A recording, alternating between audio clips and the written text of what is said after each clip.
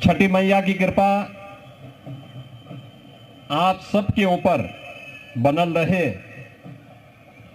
सबके जीवन खुशहाल रहे, आप सबके जीवन में उमंग और उत्साह बनल रहे। परिवार खातिर कठिन व्रत रखने वाली माता और बहन लोगन के हमारी तरफ से विशेष मंगल कामना। पूरी दुनिया में हजारों भाषा और बोली बा, लेकिन भारत की संस्कृति के अलगे स्थान बा। वही मां भोजपुरी भाषा संस्कृति आपन दुनिया में अलग मिठास और सुगंध के कारण सबसे हटके आपन पहचान बनौलेल बा और ये अलग आपन इतिहास बा। बहनों और भाइयों, मुझे बहुत प्रसन्नता है कि अखिल भारतीय भोजपुरी समाज का यह छठ महापर्व का ये 40वां वर्ष है। सन 1984 से ये लक्ष्मण मेला मैदान में यह आयोजन लगातार होता रहा है और अब तो यह न केवल भोजपुरी समाज का बल्कि अखिल भारतीय समाज का यह उत्सव बन गया है। जहां कहीं देखो भोजपुरी समाज बिहार से, पूर्वी उत्तर प्रदेश से, देश और दुनिया में जहां कहीं भी गया, अपने साथ पर्व की सुगंध को ले जाकर के एक भारत श्रेष्ठ भारत की इस परिकल्पना को आगे बढ़ाने के लिए कार्य कर रहा है। पर्व और त्योहार के पीछे का भाव भी यही है कि हम सब मिलकर के भेदभाव को समाप्त करके एक समरस समाज की स्थापना कर सके, अपनी विरासत पर गौरव की अनुभूति कर सके। विरासत से भटका हुआ व्यक्ति एक त्रिसंग होता है, जिसके जीवन का कोई उद्देश्य नहीं होता और निरुद्देश्य कोई व्यक्ति जब कार्य करता है तो उसमें कभी भी उसको न आत्मिक संतुष्टि हो सकती है और न समाज ही उससे संतुष्ट हो पाएगा। इसलिए विरासत को विकास के साथ जोड़ करके प्रधानमंत्री मोदी जी ने देश के अंदर जो कार्यक्रम प्रारंभ किए, आज एक नए भारत का दर्शन हम कर रहे हैं और पर्व और त्योहारों के पीछे भी यही भाव होता है। हम सब मिलकर के आयोजनों में सहभागी बने, न जाति का बंधन हो, न क्षेत्र का हो, न भाषा का हो, किसी भी प्रकार के बंधन से मुक्त होकर के एक समरस समाज की स्थापना के लिए हम सब मिलकर के कार्य कर सके, इस भाव के साथ एक कार्यक्रम आयोजित होते हैं। और छठ आयोजन ने भी पूरे देश के अंदर उसी भक्ति भावना के साथ लोगों के मन में एक स्थान बनाया है। अब मैं देखता हूं कहीं भी आप जाइए, केवल दिल्ली और मुंबई में नहीं, चेन्नई में भी, हैदराबाद में भी, बेंगलुरु में भी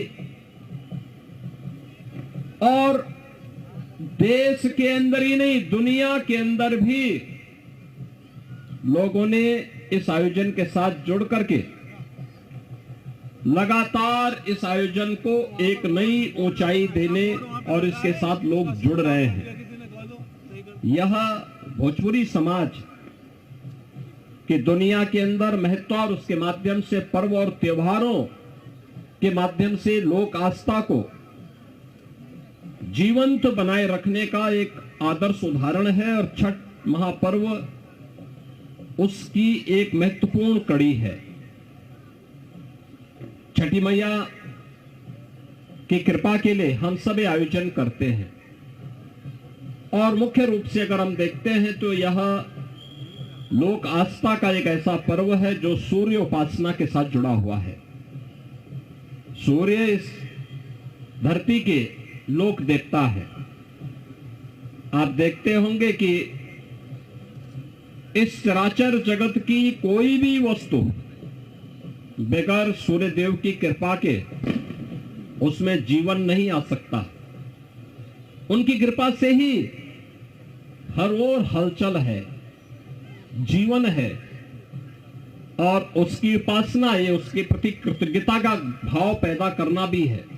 अभी कुछ ही देर में अस्तांचल सूर्य को अर्घ देकर के माताएं अपने इस व्रत को और ऊंचाई को प्रदान करेंगे। कल सूर्योदय के साथ अर्घ देकर के इस व्रत की पूर्णाहुति होगी। बहुत कठिन व्रत है, लेकिन कठिन व्रत के साथ जुड़ करके व्रती और व्रत दोनों का महत्व और भी बढ़ जाता है। यह संकल्प जो आज छठ महापर्व पर हमारी माताएं बहनें ले रही हैं, आप सब और भोजपुरी समाज उसके साथ जुड़ करके और मजबूती प्रदान कर रहा है। यही संकल्प हमारा अपने राष्ट्र के प्रति भी होना चाहिए। बहनों और भाइयों, ये पर्व और त्योहार हमारे तभी जीवित हैं जब हमारा राष्ट्र धर्म जीवित है, और हम सबके जीवन का हिस्सा होना चाहिए कि पर्व और त्योहार हम लोग आयोजित करें, उनके साथ जुड़े, लेकिन इन सब का समावेश एक राष्ट्रीय धर्म के साथ हम लोग करें। राष्ट्रीय धर्म जिसमें सब हर व्यक्ति के लिए हर काम देश के नाम, हर काम देश के नाम। मोदी जी यही कहते हैं, प्रधानमंत्री मोदी जी के जीवन का संकल्प यही है। लेकिन एक और जहां हम इन आयोजनों के साथ जुड़ रहे हैं, अपने पर्व और त्योहार के माध्यम से समाज को जोड़ने का काम कर रहे हैं, वहीं कुछ लोग ऐसे भी हैं जो भारत में रह करके भारत की अस्मिता और भारत के अस्तित्व के साथ खिलवाड़ करना चाहते हैं। और जो लोग इस प्रकार का कृत्य कर रहे हैं, उन्हें किसी भी भारतवासी को बर्दाश्त नहीं करना चाहिए। याद रखना, 140 करोड़ भारतवासी जब एकजुट होकर के एक स्वर से बोलते हैं तो पूरी दुनिया आपकी बात को सुनती है। जब हम जाति, मत और मजहब के आधार पर बटे होते हैं तो दुनिया भी आपको नजरअंदाज करती है। एक स्वर से 140 करोड़ भारतवासी जब बोलेगा तो दुनिया की किसी देश की, दुनिया की किसी भी ऐसे तत्व की का दुस्साहस नहीं जो भारत की ओर टेढ़ी नजरों से देख सके। कोई नहीं देख सकता। लेकिन जब हम आपस में ही बटे रहेंगे तो ये दुष्परिणाम भी हमारे सामने आएंगे। और उस महत्वपूर्ण मुद्दे की ओर मैं आपका ध्यान आकर्षित करना चाहता हूं। याद करिए, 5 अगस्त 2019 प्रधानमंत्री मोदी जी की प्रेरणा से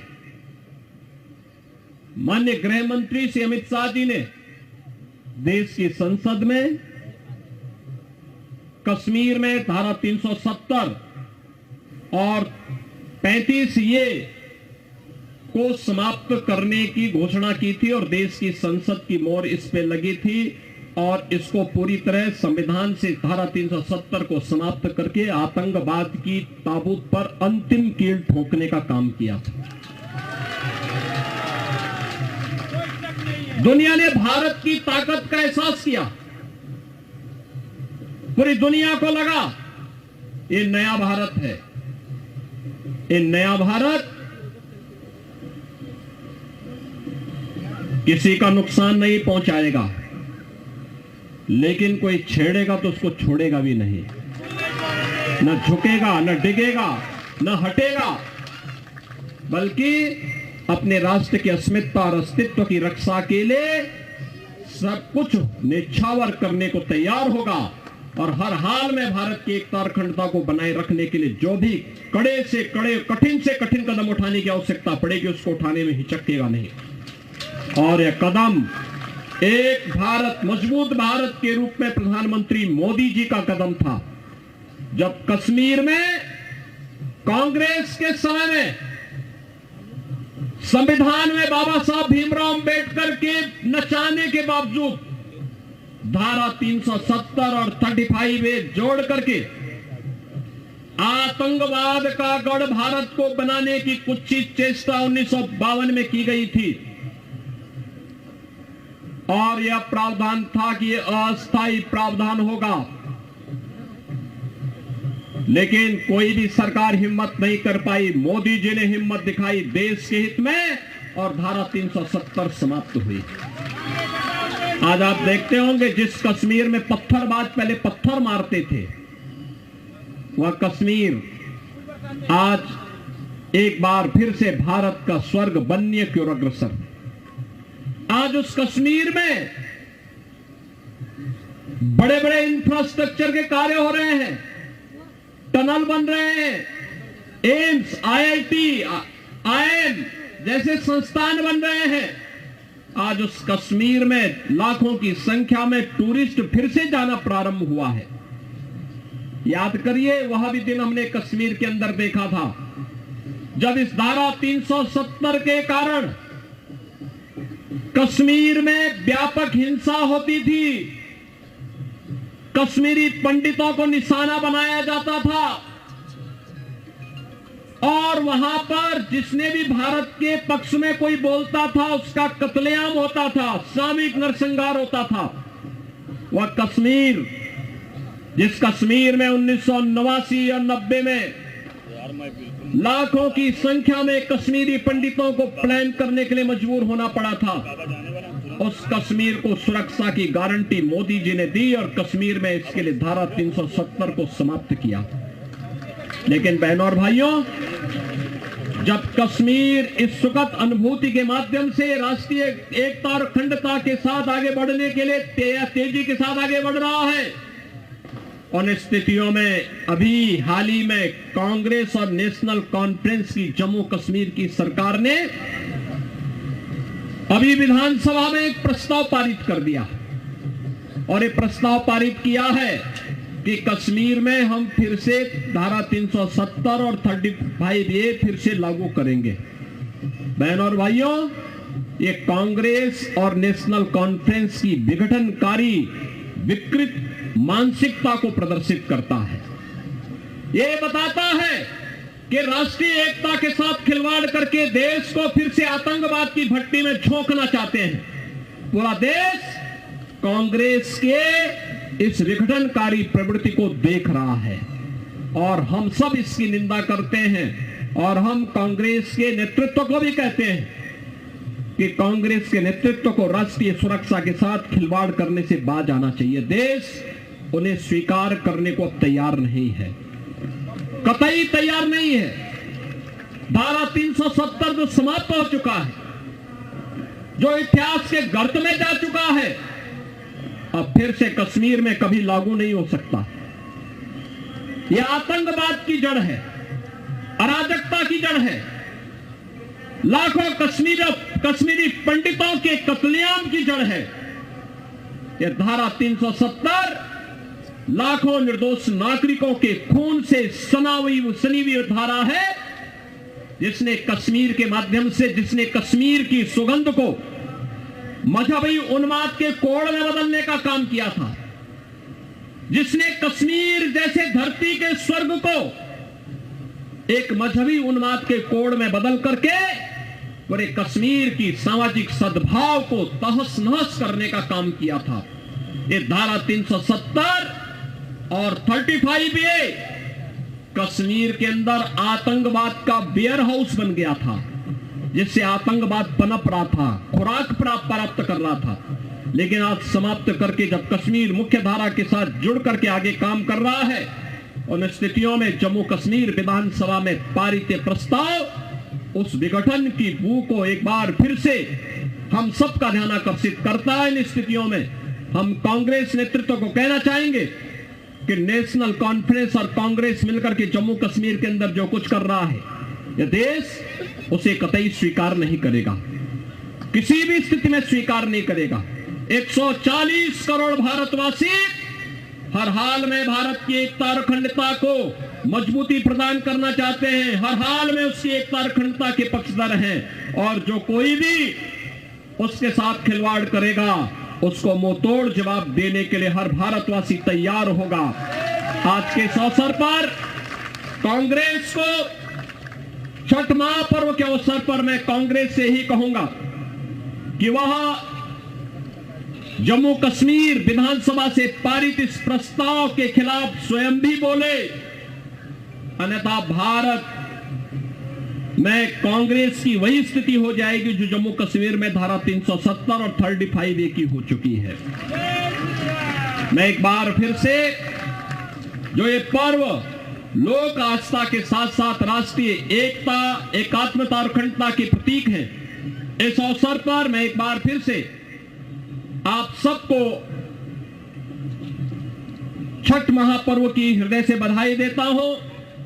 लोक आस्था का यह महापर्व छठ आप सबके ऊपर, छठी मैया की कृपा आप सबके ऊपर बनल रहे, यह प्रार्थना उनसे बार बार करते हुए अपनी वाणी को विराम देता हूं।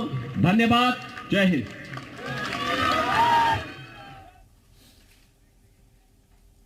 तो सुन रहे थे आप सीएम योगी को, जिन्होंने महापर्व की शुभकामनाएं दी हैं, अपना संबोधन दिया है। वक्त एक छोटे से ब्रेक का, लौट रहे फौरन।